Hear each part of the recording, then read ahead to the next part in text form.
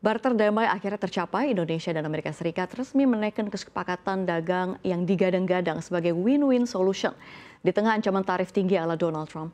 Di balik senyum, diplomasi dan juga jabat tangan yang hangat, tapi masih ada sejumlah catatan krusial.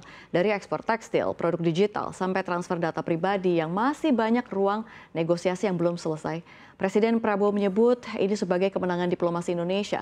Namun di sisi lain, sejumlah pihak menilai kita terlalu banyak mengalah demi menjaga hubungan dagang.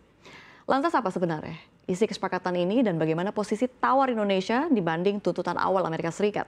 Dan siapa yang sebenarnya paling diuntungkan dalam barter dagang ini? Mari kita bedah lebih dalam kesepakatan RI Amerika Serikat. Siapa untung, siapa buntung?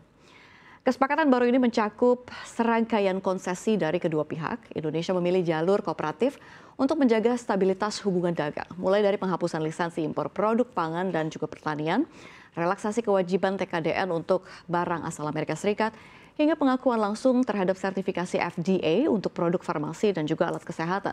Sebagai imbal balik, Amerika Serikat sepakat menurunkan tarif yang sempat dirancang, ini naik drastis menjadi 32%, hanya 19% saja.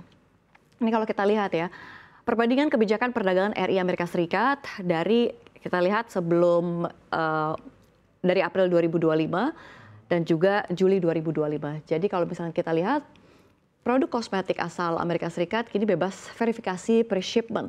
Produk pertanian dan makanan Amerika Serikat tidak lagi wajib memenuhi persyaratan neraca komoditas atau izin impor formal. Bahkan sertifikasi asal dari otoritas Amerika Serikat kini otomatis diakui. Ini kalau kita lihat di bagian kosmetik ya pemirsa.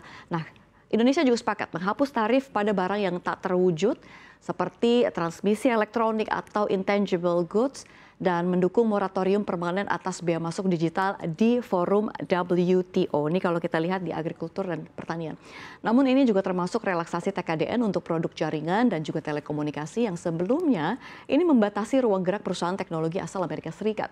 Dari semua relaksasi ini muncul pertanyaan berikutnya. Kalau Indonesia memberi banyak ruang bagi produk dan regulasi Amerika Serikat, sebenarnya apa ya yang kita ekspor ke sana? Apa komoditas unggulan kita yang ingin diteruskan dipertahankan dalam hubungan dagang bilateral? Kita lihat slide berikutnya. Ini kalau misalnya kita lihat ya, dan kita slide lagi tadi masih berikutnya kalau kita lihat ya. Ya, ini di tengah peta global, peta dagang global begitu ya, makin dinamis, ekspor RI ke Amerika Serikat ini masih bertumpu pada sektor-sektor klasik.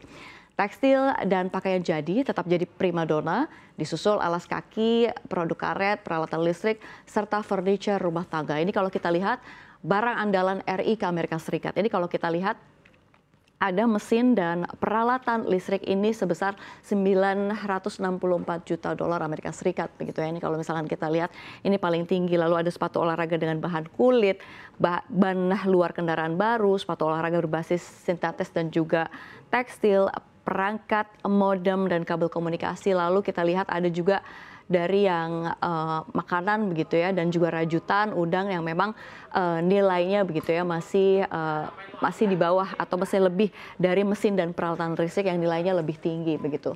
Meski jadi andalan, ini kalau misalnya kita lihat kelima sektor ini masih bergantung pada daya saing harga dan upah yang murah. Amerika Serikat mendorong Indonesia melakukan reformasi perlindungan data dan kualitas produksi, sementara RI fokus menjaga agar akses pasar tetap terbuka dan lapangan kerja tetap terjaga. Inilah titik tarik ulur. Amerika Serikat minta standar, Indonesia minta volume. Tapi justru disinilah letak persoalan barunya.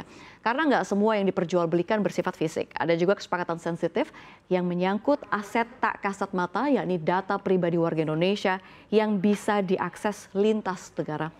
Kita lihat seperti apa faktanya di slide berikutnya. Jadi kalau kita lihat begitu ya.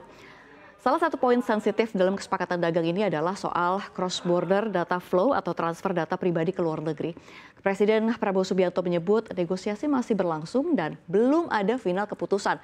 Jadi ini kita disuruh sabar begitu ya. Ini kalau kata Pak Prabowo ya nanti itu sedang dinegosiasi dan ini tentu sedang berjalan terus begitu ya. Sementara kalau kita lihat Menkominfo Mutia Hafid juga mengaku belum bisa memberi pernyataan yang resmi dan masih menunggu koordinasi lintas kementerian. Namun sorotan terhadap isu ini sangat besar karena ini menyangkut kedaulatan data aset digital bangsa yang di era AI dan cloud ini jadi lebih sensitif dari sekedar lalu lintas barang fisik. Respons publik terhadap isu ini tentu saja beragam dan Prabowo pun akhirnya angkat suara menanggapi kritik yang terus bermunculan terkait arah negosiasi ini. Dan kita lihat ada lagi pernyataan dari Pak Prabowo Subianto di slide berikutnya. Jadi kalau kita lihat ya, Presiden Prabowo menanggapi kritik dengan lugas gitu. Ia menyebut dunia sedang nggak baik-baik aja dan semua negara, nggak cuma Indonesia, kini tengah menghadapi tekanan ekonomi dari Amerika Serikat.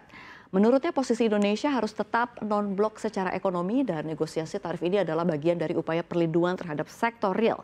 Ia menegaskan langkah ini diambil demi menjaga agar tidak terjadi gelombang PHK dalam negeri. Kita baca sama-sama. Pak Prabowo bilang, ya karena itu saya bermusyawarah, saya bernegosiasi, tapi selalu aja ada yang nyinyir. Jadi gimana ya, begitu. Kita perlu kritik, ya memang perlu kritik begitu. Tapi kita juga perlu pengawasan, tapi juga kalau nyinyir ya agak lain, kita nggak ada yang benar gitu. Jadi semua dianggap salah begitu. Kita mau kerja baik, nggak ada yang benar juga.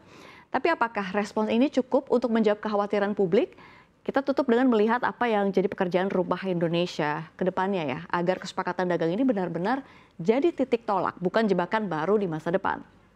Ya, kesepakatan ini memang belum sempurna ya pemirsa, tapi di tengah ancaman isolasi tarif dan ketegangan dagang global, Indonesia berhasil membuka ruang dialog yang setidaknya mencegah kerusakan yang lebih besar. Tantangannya kini bukan lagi soal lobby atau diplomasi, tapi soal kesiapan regulasi dan kapasitas implementasi. Jangan sampai akses pasar terbuka justru jadi pintu masuk bagi regulasi asing yang sebenarnya belum siap kita hadapi. Butuh sinergi nyata lintas kementerian, reformasi regulasi yang adaptif, dan juga partisipasi publik yang kritis namun juga konstruktif. Karena dalam dunia dagang modern, kemenangan bukan hanya soal tarif yang rendah, tapi juga soal siapa nih yang mampu menetapkan aturan mainnya.